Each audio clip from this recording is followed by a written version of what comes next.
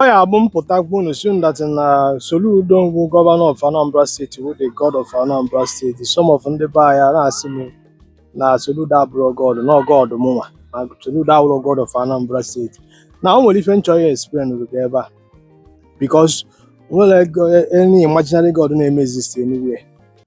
Do you understand me? You are captain of your own self. Well God who got battle send your Do you understand me? Mana ị na-ene na vidio market now, ị ga-afụ mmadụ na-abụ na ebe a ofuke Bola Ahmed Tinubu, the god of Nigeria, yeah, the president of Nigeria, Federal Republic of Nigeria. Then the second person ebe a wee bụrụ onye Charlie Nwambafọ bụ the executive governor of Anambra State, the god of Anambra State. Do you understand? Let me explain something to you, onye Igbo. Ichezi na echiche na o nwere any other god na outside yourself. Gị nwa bụ god onwe gị. Ị chọọ destroy onwe gị today n'aka gị ka ọ dị. Ị chọọ igbu onwe gị today n'aka gị ka ọ dị. Future gị bụ n'aka gị ka ọ dị. Decision ọ bụla ị chọrọ itake today bụ n'aka gị ka ọ dị. Ịghọtago? You take the bad decision, it will affect you. You take the good decision, it will go well with you.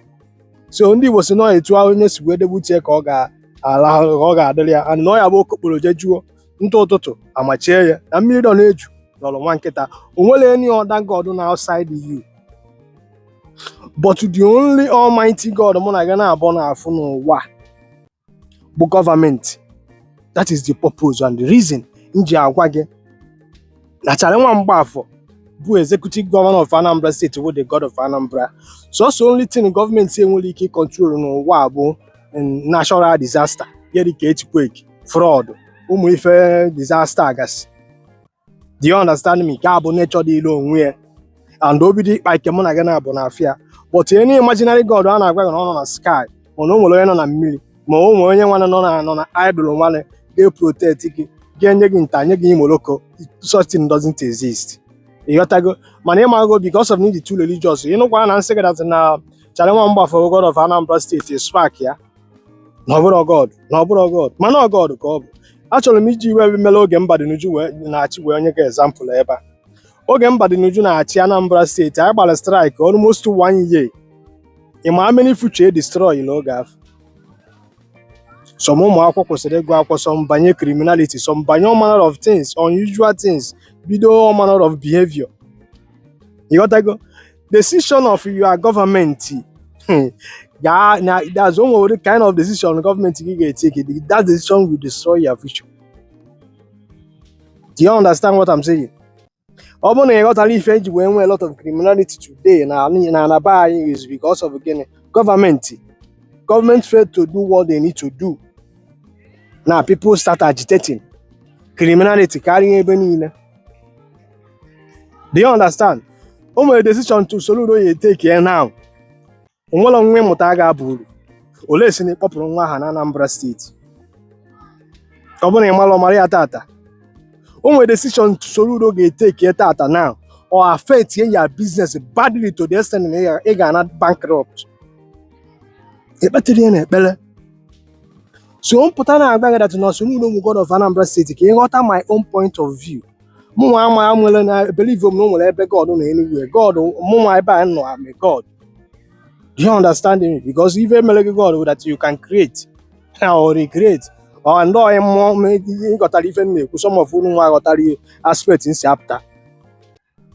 Do you understand what I'm saying? So, the issue of why I'm put ever I'm going to Soludo god of Anambra State. My webuno, my wadi behind go, my kerafia, pastor in my priest in my reverend father in no bona may obey the government.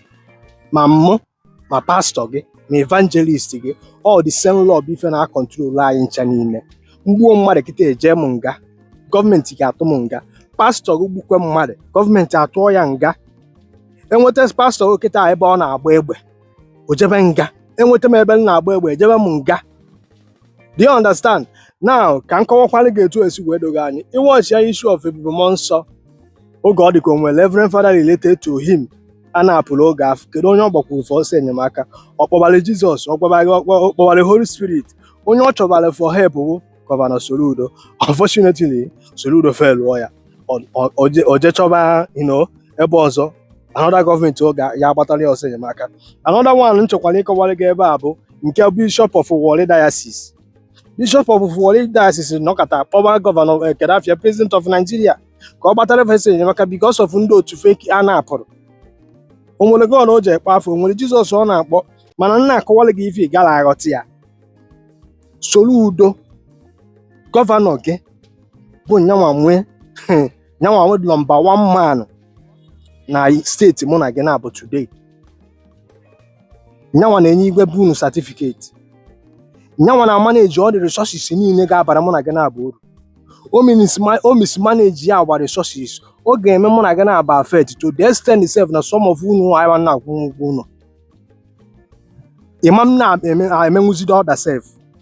Compare godo with ihe dollar na-arị, kedu ndị na-control dollar kịta ya abụ kịta ọrịa like this bido ibe akwa. Do you understand? So apụta na-akọwale gị that na onye anụnwa bụ the God ka ịghọtakwa nyanwa ji akwa na agbara niile akwa na-efe ma ekeghị iti ma onye eze Jizọs ebe ka fa nọ. Wọchị ife mere na ekwuru ọbịa oge a na-ekwu anyị ebuga mmụọ ka a na-aya ebuga mmụọ. Gọọmenti si na emecharị n'unu ga-ebuga ihe a, ọ na-ebugharị ya, mana mmụọ bụ na ihe sọ gị na-ekpere gọọmenti law supersede ife ọbụla ibelivu ya. You understand me? All bad government bụ ihe na-egbu a lot of us. Ọ bụ na ịmala ọka ịmala, gọọmenti ga-enye gị long life and prosperity. Gọọmenti will shelter you. Gọọmenti ga-enye gị basic need of life. Gọọmenti si that na etu anyị nọ kịta na ka ife dịrị gị na mma, ife adịrị gị na mma. That's why ya wipụta ya na-agwa gị that na pastor gị na-eri gị ọrụ na ọ hapụrụ ebe ọ supposed ịgwa gị. Do you understand me? Gị jee channel ya energy to government ka fa nwee ike provide for you and I. Do you understand what I'm saying now? But do you know what happened? For channels ya mind a na-agwa gị na nwere devil jigini. Nwere devil jigi. God bụ nyanwa according to God nke Bible, you know nyanwa create evil and good. Mana ọ ya abụ evil ahapụ n'otu ijibere emebe Satan. Do you understand? Ghọta na gọọmenti bụ ya God. Ọfụma ka ị suppose sef ị na-akwụ tithe to. Tithe a bụ tax. Mana ị na-eji akwụ ya na chọọchị. Kedu ife chọọchị a na-asọ obodo? Mana ị pay tax again to government. Government will work.